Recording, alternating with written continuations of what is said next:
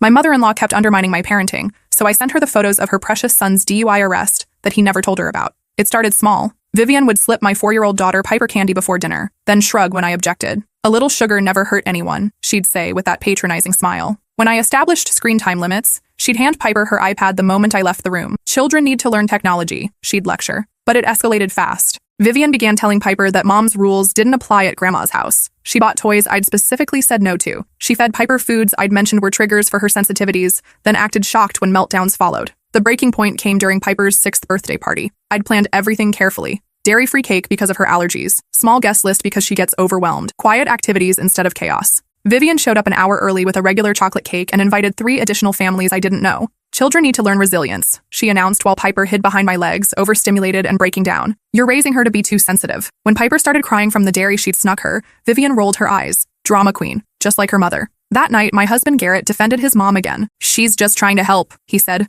the same excuse he always gave. "She raised me fine." Did she, though? Because 3 months earlier, I'd gotten a call at 2 a.m. from the county jail. Garrett had been arrested for DUI after a work event. Blood alcohol nearly twice the legal limit. I'd bailed him out, driven him home in shame and silence. "Please don't tell Mom," he'd begged. "She'll lose respect for me." I'd agreed to keep quiet while he got help. He attended AA meetings and therapy. We worked through it together, but I'd kept every document, every photo of that booking mugshot, every piece of evidence of his lowest moment. The morning after the birthday disaster, Vivian called to lecture me about being too controlling with Piper. "You're damaging that child with your helicopter parenting," she snapped. "My son deserves a wife who—" I hung up and opened my laptop. The email was simple. "Since you think your son is perfect and I'm such a terrible parent, perhaps you'd like to see what your precious boy was doing 3 months ago while I was home with Piper." I attached everything. The mugshot, the police report, the court documents, photos of him stumbling out of the car. Then I hit send. My phone rang within minutes. "How dare you?" Vivian screamed. "This is blackmail." "No," I said calmly. "This is consequences." Garrett came home an hour later, face white with rage. "She's threatening to cut us off completely," he said.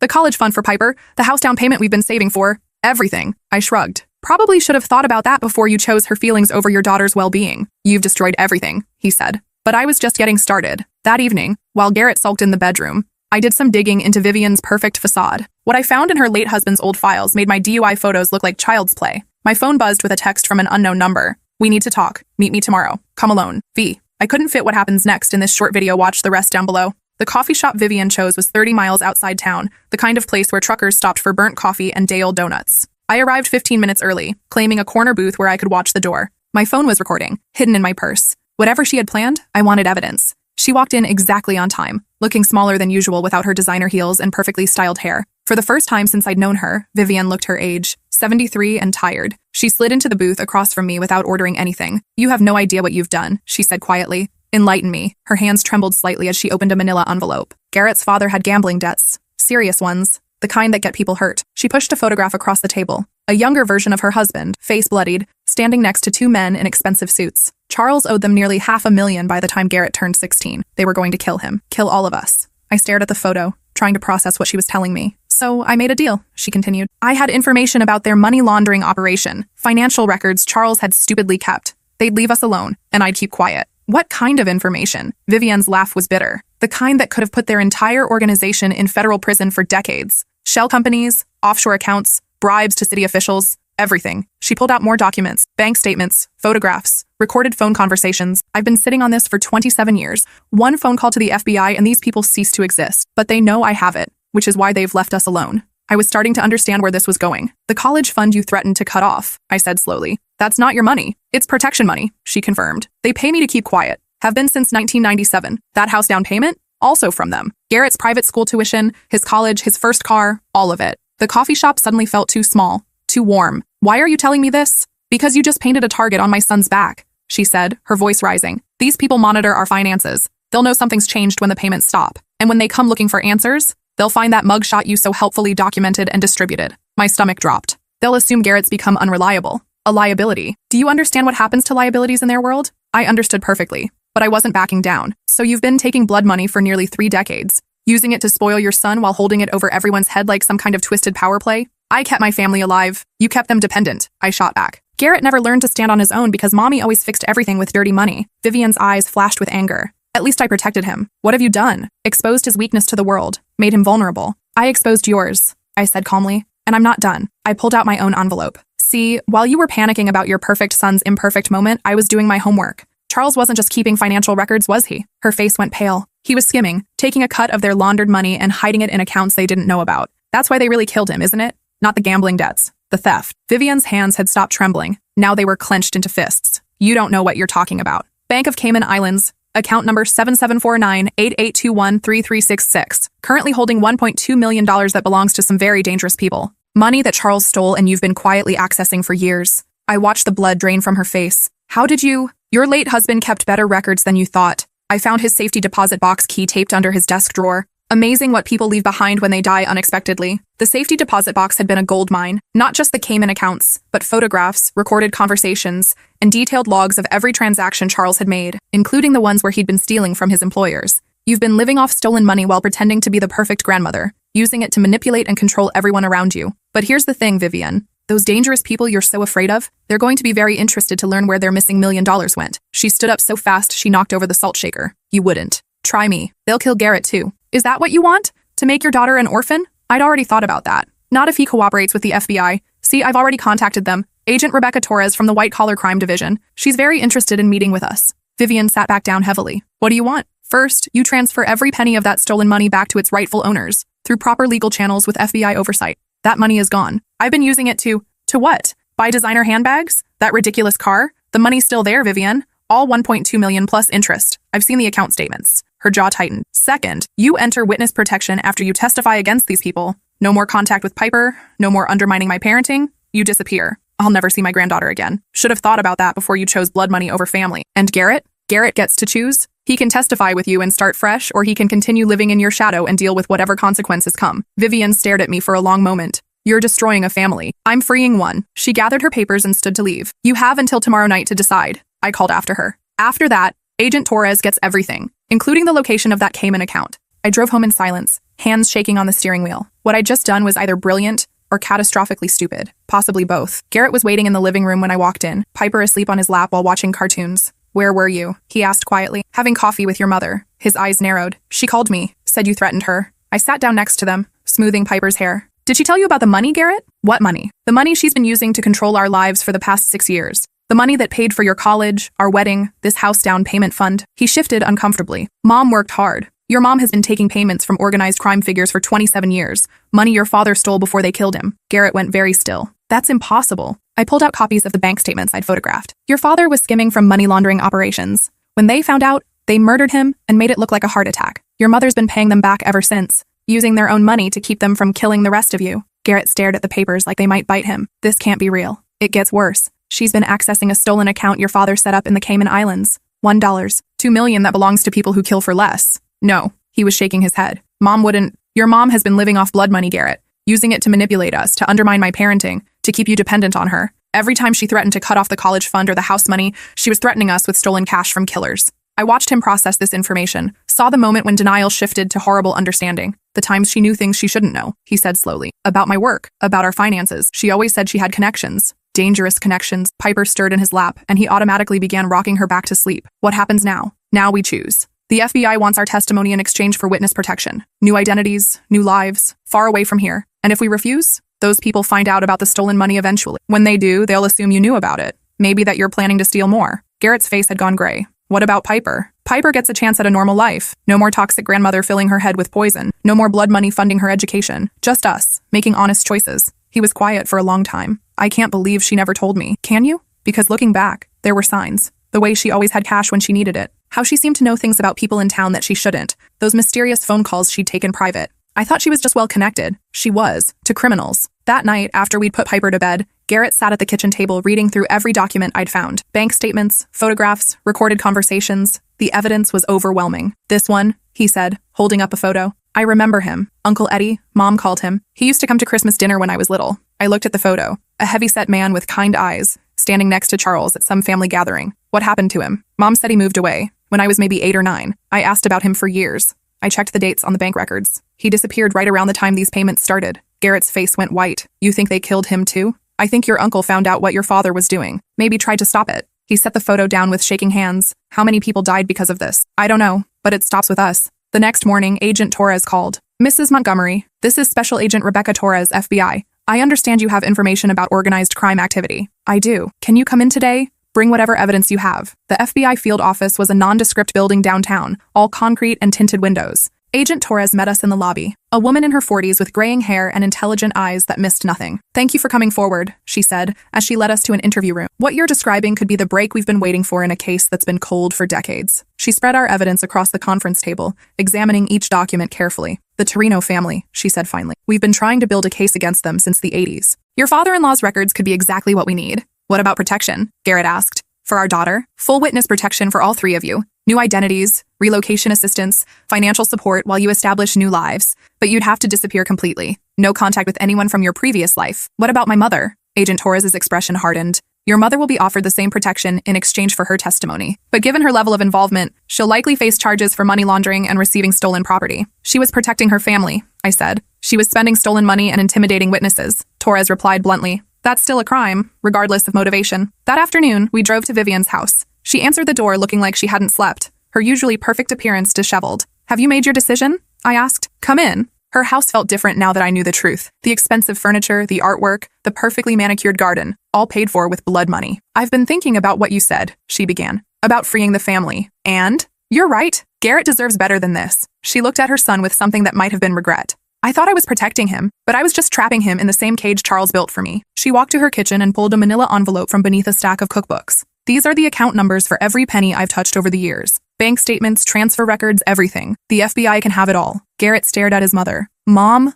I'm sorry," she said simply. "I'm sorry I let you grow up thinking this was normal. Sorry I used dirty money to control your life. Sorry I put your daughter in danger." For the first time since I'd known her, Vivian sounded genuine. "What will you do?" I asked. "Testify. Give them everything they need to destroy these people. Then disappear. The witness protection program?" "No." She shook her head. "I won't spend the rest of my life looking over my shoulder. I have enough money hidden away, clean money, from before Charles got involved with them. I'll go somewhere far away and live quietly." "You'll never see Piper again," Garrett said. Vivian's eyes filled with tears. "She's better off without me. You both are." The next 6 months were a blur of depositions, grand jury testimony, and preparation for trial. The Torino family tried to intimidate us. Anonymous phone calls, cars following us home, threatening letters slipped under our door. But the FBI protection was thorough, and gradually the harassment stopped as arrests began. 18 members of the organization were indicted on charges ranging from money laundering to murder. The evidence Charles had gathered, combined with Vivian's testimony, painted a picture of decades of criminal activity. Vivian pled guilty to receiving stolen property and agreed to cooperate fully. In exchange, she received 5 years probation and forfeiture of all assets purchased with criminal proceeds.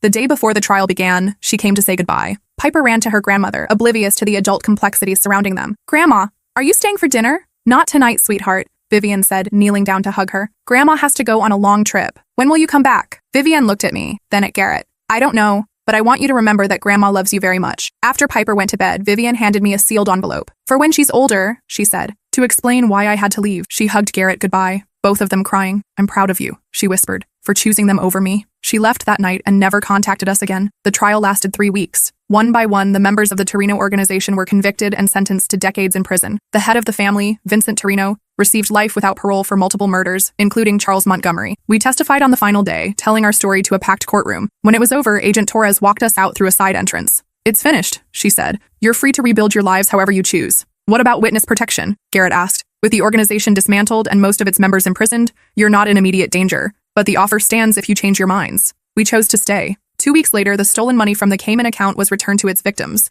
small business owners who'd been extorted by the Torino family over the years. Seeing their faces on the news, getting their lives back, made everything worthwhile. Garrett started therapy to deal with the trauma of learning his entire childhood had been built on lies and violence. He quit the job his mother had helped him get and found work at a nonprofit helping families in crisis. I went back to school for social work, determined to help other families trapped in cycles of manipulation and abuse. Piper adjusted better than we'd expected. She missed her grandmother at first, but without the constant undermining of authority and boundary pushing, she flourished. Her sensitivities became manageable when they weren't being deliberately triggered. Her confidence grew when every rule wasn't being questioned by competing authority figures. 6 months after the trial ended, we had dinner with Agent Torres and her family. Over dessert, she mentioned that they'd found Vivian. "She's in Costa Rica," Torres said quietly, "living under her real name, working at a small clinic in a rural area. The locals think she's a retired nurse from America." "Is she okay?" I asked. "She seems to be. From what our contacts tell us, she's found peace." I was glad. Despite everything, despite the manipulation and the years of undermining, Vivian had ultimately chosen to do the right thing. That counted for something. That night, I found Garrett on the back porch, staring up at the stars. "Any regrets?" I asked, settling beside him.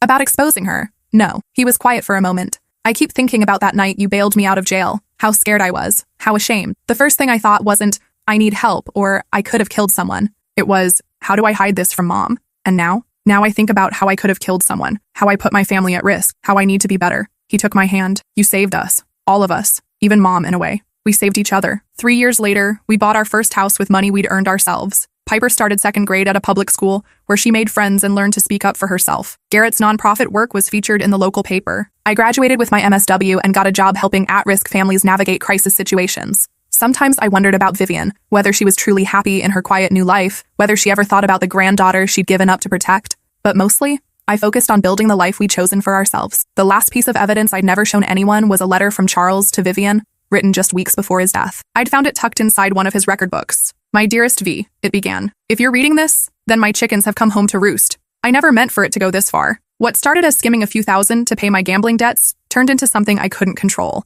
They own me now, and when they're done with me, they'll come for you and Garrett. There's money in the Cayman account. Clean money I saved before all this started. Enough for you and our son to disappear if you have to. But please, don't let Garrett follow in my footsteps. Don't let him think that shortcuts and easy money are worth the price we pay for them. I love you both. I'm sorry for the choices that led us here. Build a better life for our boy. One evening, I showed the letter to Garrett. He knew, he said, after reading it. Dad knew what would happen to him. He tried to protect you the only way he knew how, by leaving evidence that would destroy the people who killed him. By giving your mother the tools to choose a different path, she just took 27 years to use them. That night, I sealed the letter in an envelope and put it in our safe, next to the one Vivian had left for Piper. Someday, when our daughter was older, she'd need to understand the full story of where she came from and why we'd made the choices we did. But for now, it was enough that we were free. Free from manipulation, from secrets, from the weight of other people's crimes. Free to raise our daughter with honesty and boundaries and love that didn't come with strings attached. Free to build a marriage based on partnership instead of protecting each other from uncomfortable truths. Free to be exactly who we chose to be, without blood money or family expectations, or the fear that our past would catch up with us. The coffee shop where Vivian and I had met that day was torn down 6 months later, replaced by a small park where children played while their parents watched from benches in the shade. Sometimes I'd take Piper there, pushing her on the swings while she laughed and called for me to push higher. Mom, she said one afternoon, her small hands gripping the chains tightly. Do you think Grandma is happy where she is? I'd been wondering the same thing. I hope so, sweetheart. I miss her sometimes, but I like that you and Daddy don't fight anymore. We'd never fought in front of her, but children notice tension even when adults think they're hiding it. Fighting isn't always bad, Piper. Sometimes people need to disagree about important things, but not the mean kind of fighting. No, not the mean kind. She pumped her legs, trying to swing higher on her own. I'm glad we don't have secrets anymore. Out of the mouths of babes. That evening, I called Agent Torres to check on a case I was working on, a family trapped in a similar cycle of financial control and emotional manipulation. How's retirement treating you? She asked before we discussed business. Torres had left the FBI 6 months earlier to teach criminal justice at the local college. I miss the field work sometimes, she admitted, but I like helping students understand why people make the choices they do. The gray areas between victim and perpetrator. Any word on the Torino appeals? All denied. Vincent will die in prison. The others won't see freedom for decades. Good. You know what I find interesting about your case? She said. In all my years investigating organized crime, I've never seen someone choose to expose it from the inside like your mother-in-law did. She didn't have much choice. There's always a choice. She could have run, could have warned them, could have disposed of the evidence. Instead, she handed you the tools to destroy them. That takes courage. I thought about that conversation for days afterward. Had Vivian been brave or just trapped? Did her motives matter if the outcome was justice? Maybe the truth was messier than I wanted it to be. Maybe people could be manipulative and loving, controlling and protective, wrong and right at the same time. But that didn't change what I'd learned about setting boundaries and protecting my family. It didn't change the importance of choosing truth over comfort, even when the truth was painful. A year later, I got a call from an unknown international number. Hello? Is this the Montgomery residence? The voice was female, with a slight accent. This is Mrs. Montgomery. My name is Carmen. I work at a clinic in Costa Rica. Vivian asked me to call you. My heart stopped. Is she okay? She's dying. Cancer. She has maybe 2 weeks left. I sank into the nearest chair. She wanted to know if you'd come. She understands if you say no, but she'd like to see her granddaughter one more time. I looked across the room at Piper, now 9 years old, working on homework at the kitchen table. She'd stopped asking about her grandmother months ago, but I knew she still remembered. I'll have to talk to my husband. She's at the Clinica Santa Maria in San Jose. If you decide to come, ask for Carmen Rodriguez. That night, Garrett and I had the hardest conversation of our marriage. She's dying, I told him. He was quiet for a long time. Part of me wants to see her, to forgive her maybe. But another part of me thinks we're better off letting the past stay buried. What about Piper? That's what makes it so complicated. We talked until nearly dawn, weighing the risks against the possibility of closure. In the end, we decided to let Piper choose. Grandma is very sick, I explained to her the next morning. She's going to die soon, and she wants to see you. But she lives very far away now, and if we go visit her, it would just be once. We'd never see her again after that. Piper thought about this seriously. Why can't we see her again? Because she made some bad choices that hurt people. She's trying to make up for those choices by staying away from everyone used to know, including us. But she wants to see me now because she's dying? Yes. Piper nodded slowly. I think I want to say goodbye. So we flew to Costa Rica. The clinic was a small, whitewashed building surrounded by tropical gardens. Carmen Rodriguez met us at the entrance, a young woman with kind eyes and gentle hands. She's very weak, she warned us as she led us down a hallway lined with plants. The cancer has spread to her lungs and liver. She may not look like you remember. She didn't. Vivian lay propped up in a narrow bed, her once perfect hair now thin and gray, her face gaunt from illness, but her eyes lit up when she saw Piper. My beautiful girl, she whispered, holding out a trembling hand. Piper approached the bed cautiously. Hi, Grandma. You've gotten so tall and so pretty. For the next hour, we sat in that small room while Vivian told Piper stories about her childhood, about her late husband, about the person she'd been before fear and desperation had twisted her into someone else. I want you to know, she said to Piper, that everything bad that happened wasn't your fault, and it wasn't your parents' fault either. It was mine. I made choices that hurt people, and then I made more bad choices trying to fix the first ones. Mom says you were trying to protect Daddy. I was, but I was also trying to control him, control you, control your mother. That was wrong. Piper nodded solemnly. Are you scared to die? The bluntness of the question made me wince, but Vivian smiled. A little, but mostly I'm tired. I've been carrying secrets and guilt for so long. I'm ready to put them down. She looked at Garrett. I never apologized to you properly. For the lies, for using you, for putting you in danger. I'm sorry, son. I know, Mom. And I'm sorry I never let you be strong enough to protect your own family. You're a good father, better than mine was. Before we left, she pressed a small wooden box into Piper's hands. This was your grandfather's. He loved music, just like you do. Inside was a harmonica, polished smooth by years of use. He used to play for me when I was sad, Vivian whispered. Maybe you can play for someone who needs it someday. That was the last thing she said to us. Vivian died 3 days later, peacefully in her sleep. Carmen called to let us know and to tell us that she'd left instructions for her ashes to be scattered in the ocean. She didn't want a funeral, Carmen explained. She said she'd caused enough people enough trouble, but she wanted you to have this. It was a final letter, sealed and addressed to all three of us. My dear family, it began. Thank you for giving me the gift of saying goodbye. Thank you for raising Piper to be brave enough to forgive an old woman her mistakes. Thank you for choosing truth over comfort, even when it cost you everything. I know I can never make up for the years of manipulation and control.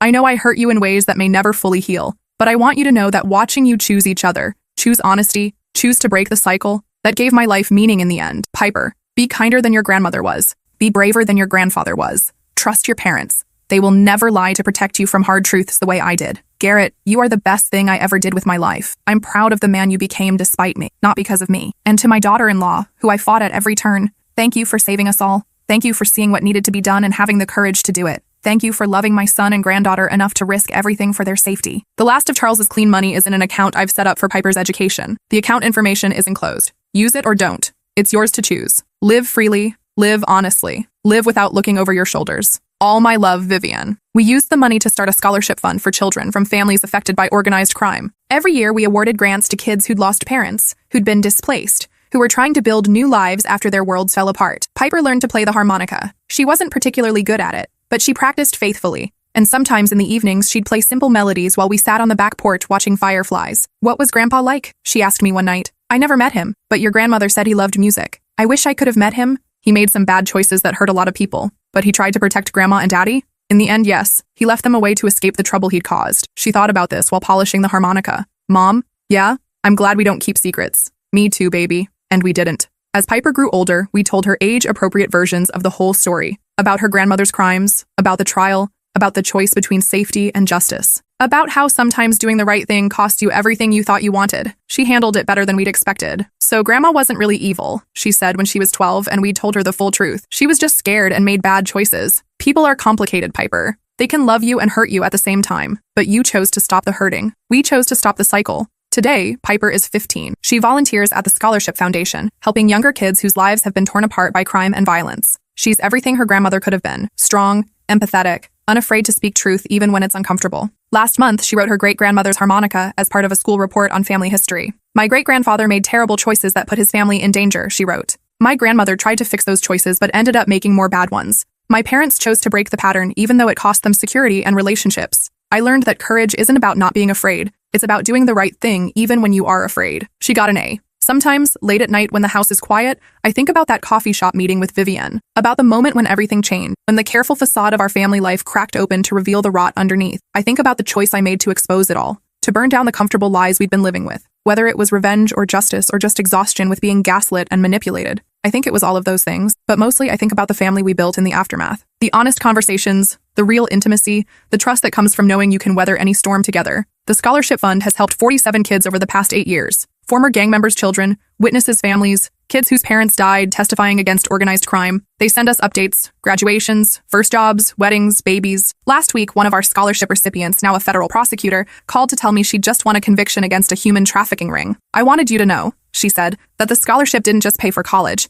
It taught me that broken systems can be fixed, that someone always has to be willing to stand up and say enough. That conversation reminded me why Vivian's letter had been so important. Not just the money, but the acknowledgement that doing the right thing matters, even when it costs you everything, especially when it costs you everything. Garrett and I are stronger now than we ever were when his mother was pulling the strings. Our marriage is built on partnership and honesty instead of secrets and protection from difficult truths. We've learned to fight productively, to disagree without destroying each other, to face problems together instead of hoping they'll go away. Piper trusts us because we've never lied to her to spare her feelings or to make our lives easier. She knows that love doesn't mean never having to hear uncomfortable truths. She knows that real protection comes from preparing someone to handle reality, not from shielding them from it. The house we finally bought with our own money isn't as big as the one we'd planned to get with Vivian's blood money, but it's ours, earned through work we're proud of, furnished with things we chose because we liked them, not because they projected an image. There are pictures on our walls of the life we built together. Piper's artwork from school, photos from family trips we saved up for, Garrett's certificate from the nonprofit management program he completed, my social work degree, evidence of the choices we made and the people we became. Sometimes I wonder what would have happened if I'd never sent those photos to Vivian. If I just continued to tolerate the boundary violations,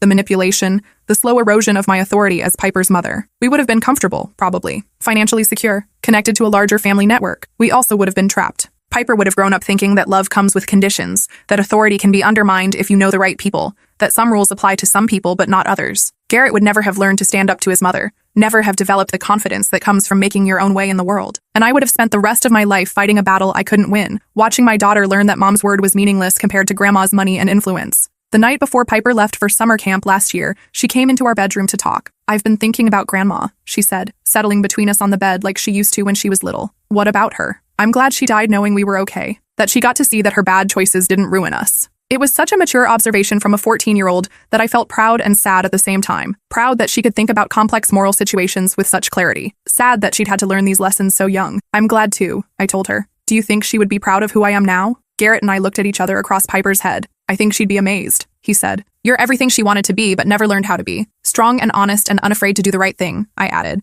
"Even when it's hard." This morning, I got a call from Agent Torres, now director of the Criminal Justice Program at the State University. "I have a favor to ask," she said. "I'm teaching a course on organized crime and family systems. Would you be willing to guest lecture about your experience? What would you want me to talk about?" "The complexity of victim and perpetrator roles. How good people can make terrible choices when they're afraid. How justice and mercy can coexist. How breaking cycles of abuse and manipulation requires courage from everyone involved." I agreed. Next month, I'll stand in front of a classroom full of future law enforcement officers, social workers, and prosecutors. I'll tell them about Vivian, about Charles, about the choices we all made when faced with impossible situations. I'll tell them that sometimes protecting your family means exposing them to temporary danger, to free them from permanent harm. That sometimes love requires setting boundaries that feel cruel, but are actually kind. That sometimes the only way to save someone is to stop enabling them. I'll tell them that justice is messy, that victims can also be perpetrators, that doing the right thing doesn't guarantee a happy ending, but it guarantees a true one. And I'll tell them about Piper, about Garrett, about the life we built in the wreckage of the one we dismantled, about how truth, even painful truth, can set you free in ways that comfortable lies never can, because that's what I learned in the end.